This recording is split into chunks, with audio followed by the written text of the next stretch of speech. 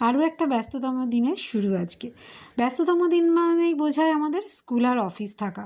সেই দুটো থাকা মানেই আমাদের সকালে কিন্তু নিঃশ্বাস নেবারও টাইম থাকে না। যাদের আছে তারাই একমাত্র বোঝে। যাই হোক, সকাল থেকে তো একদম শোরগোল পড়ে যায় বাড়িতে। তো আজকে আমার মেয়ের একটু আবদার হয়েছে, তারই মাঝে আজকে একটু ফ্রাইড রাইস করে দিতে হবে। তো রোজই ভাবি যে কাজু কিশমিশ দিয়ে করি, আজকে ভাবলাম একটু চাইনিজভাবে করি। বাড়িতে চিকেন ছিল, সেই জন্য একটু সুবিধেও হলো। কাল রাতে প্ল্যানিং করেই রেখেছিলাম, সেই জন্য সবজি আর চিকেনটা কেটেই রেখেছিলাম। সকালে তাহলে একটু সুবিধেই হয় আমার। প্রথমে ফ্রাই প্যানে একটু সাদা তেল দিয়েছি, তার সঙ্গে সমস্ত সবজি আর চিকেন ভালো করে ফ্রাই করে নিয়ে সিজওয়ান সস আর টমেটো সস দিয়ে দিয়েছি, আর একটু পিৎজা মিক্স দিয়েছি। এটা দিলে না অ্যারোমাটা খুব সুন্দর বেরোয়। ভাতটা তো আগে করেই নিয়েছিলাম, ভাতটাও এবার অ্যাড করে দিলাম।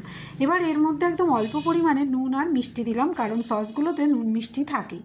দেওয়ার পরে ভালো করে এটা একটু ফ্রাই করে নিতে হবে, কারণ যেহেতু টিফিনে দেবো সেই জন্য যাতে নষ্ট না হয়ে যায় সেজন্য আমি এটা ভালো করে ফ্রাই করে নিয়েছি। তারপরে ঠান্ডা করে এটাকে লাঞ্চ বক্সে দিয়ে দেবো।